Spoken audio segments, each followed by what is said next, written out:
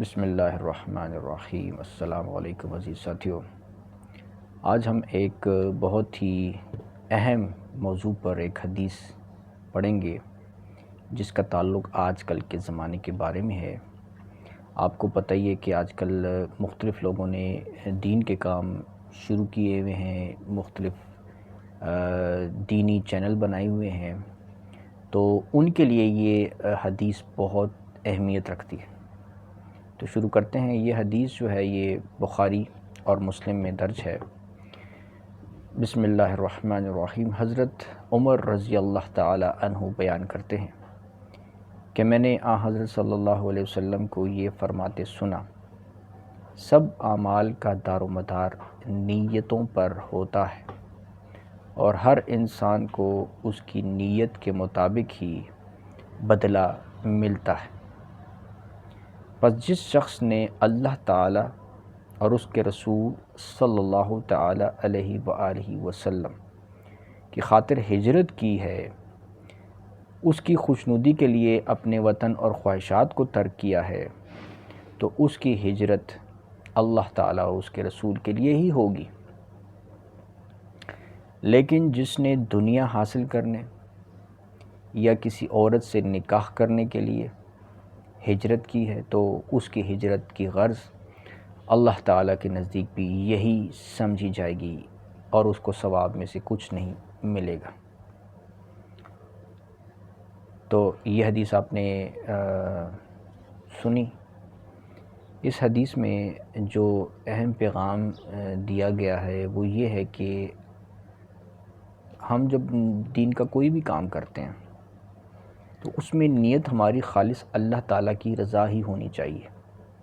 جیسے مثال دی ہجرت کرنے والی شخص کی، کہ اگر ہجرت اس کی اللہ کے لیے ہے تو پھر تو اسے ثواب ملے گا، لیکن اگر اس کی نیت جو ہے وہ کسی عورت سے نکاح کرنے کے لیے، بظاہر وہ دین کا کام کر رہا ہے، بظاہر کام وہ دین کا کر رہا ہے، لیکن نیت میں کیا ہے کہ دنیا طلبی ہے کہ عورت مل جائے یا مال مل جائے یا دولت مل جائے، ٹھیک ہے، خالص اللہ کی رضا نہیں مقصود، تو اسے پھر ثواب نہیں ملے گا، اس کا عمل ضائع ہو جائے گا۔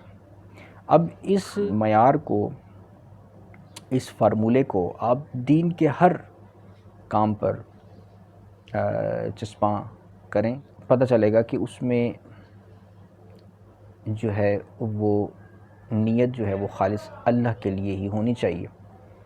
مثال کے طور پر انسان نماز پڑھتا ہے تو نماز اللہ کے لیے ہوتی ہے، لیکن اگر نیت یہ ہو کہ یار لوگ مجھے اچھا کہیں، لوگ مجھے نیک کہیں، لوگ مجھے کہیں بڑا نمازی ہے، یعنی نیک نامی مقصود ہو، نیک نامی مطلوب ہو، شہرت دنیا میں اچھا بننا، یعنی کہ اچھا کہلانا، اچھا تو اللہ کے لیے انسان بنتا ہے، لیکن کہلانا کہ لوگ مجھے اچھا کہیں، لوگ مجھے نمازی کہیں، تو وہ پھر خالص اللہ کے لیے نہیں ہے وہ نیت، اور وہ نیت خراب ہے، اس کا ثواب بھی نہیں ملے گا، نماز کا ثواب بھی نہیں ملے گا۔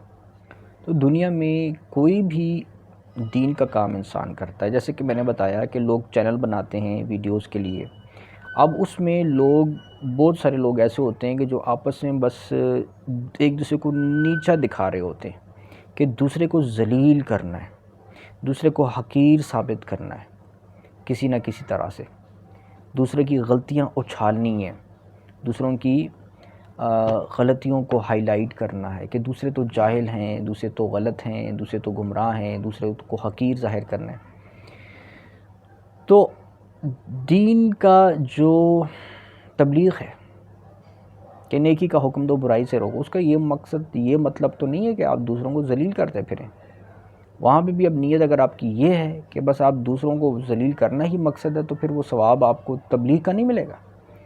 مقصد یہ ہے کہ دوسرے مسالک کو بس کسی طریقے سے ذلیل کیا جائے، دوسروں کے بزرگوں کو ذلیل کیا جائے، تو ثواب نہیں ملے گا آپ کو تبلیغ کا۔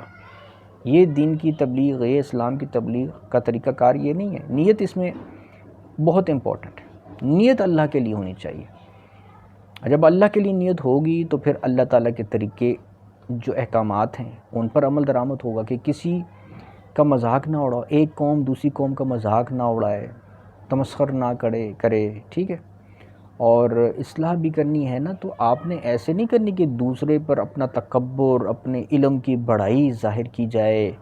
بھئی تو کچھ ہے ہی نہیں، تو جاہل ہے، تیرے کو تو کچھ پتہ نہیں ہے، تیری ایسی کی تیسی، تو تیرے بابے کی ایسی کی تیسی. ایسا انداز ہوگا تکبرانہ تو پھر یہ ثواب نہیں ملے گا. پھر بس دنیا کی شہرت عزت ہی ملے گی، اور دنیا کی عزت ہی مل جائے گی. جی واہ واہ واہ، کیا کمال، آپ نے لوگوں کو ایکسپوز کر دیا، بے نقاب کر دیا. ٹھیک ہے نا. تو یہ جیسا کہ آج کل یوٹیوب پر ایک ٹرینڈ چلا ہوا ہے دنیا دار لوگوں کا، روسٹنگ ویڈیوز کے نام پہ. وہ روسٹنگ یہی کر رہے ہوتے ہیں، میمز بنا رہے ہوتے ہیں، روسٹنگ کر رہے ہوتے ہیں، لوگوں کو ذلیل کر رہے ہوتے ہیں. یہ کوئی اسلامی طریقہ ہے؟ یہ تو اللہ تعالیٰ نے یہ احکامات نہیں دیے کہ آپ دوسروں کو ذلیل کرو، روسٹنگ کرو، میمز بناؤ. تو اب یہ کس کے طریقہ کار ہے؟ اس میں یہ شیطانوں کا طریقہ کار ہے، یہ دنیا داروں کا طریقہ کار ہے کہ دنیا کی واہ واہ سننی ہے ہم نے. تو اس لیے حدیث سے جو ہمیں سبق ملتا ہے کہ نیت بہت امپورٹنٹ ہے. ایسا ہی پھر دوسری حدیث ابن ماجہ ابواب الزہد میں ہے کہ حضرت ابو ہریرہ رضی اللہ تعالیٰ عنہ بیان فرماتے ہیں کہ حضرت صلی اللہ علیہ وسلم نے فرمایا لوگوں کا حشر ان کی نیتوں کے مطابق ہوگا. لوگوں کا جو حشر ہوگا، حساب کتاب ہوگا، وہ ان کی نیتوں کے حساب سے ہوگا. نیت آپ کی کیا تھی؟ آپ نے ساری زندگی بڑی دین کے کام کیے، باتیں کی، بڑی تبلیغ کی. نیت کیا تھی؟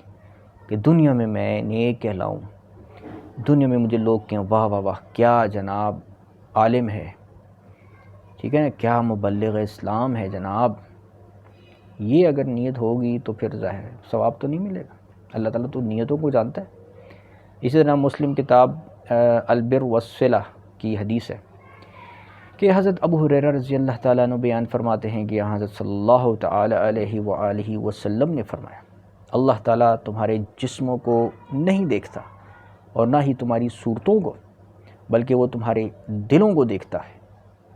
یعنی مطلب کیا؟ مطلب یہ کہ تمہاری ظاہری یہ چہرہ کسی کا خوبصورت چہرہ ہونا، یہ اس کا مطلب یہ نہیں کہ بڑا نورانی چہرہ ہے تو جناب یہ اللہ کی نظر میں بڑا اندر سے بڑا نورانی وجود ہے، نیک ہے، متقی ہے. اس کی یہ کوئی گارنٹی نہیں ہے.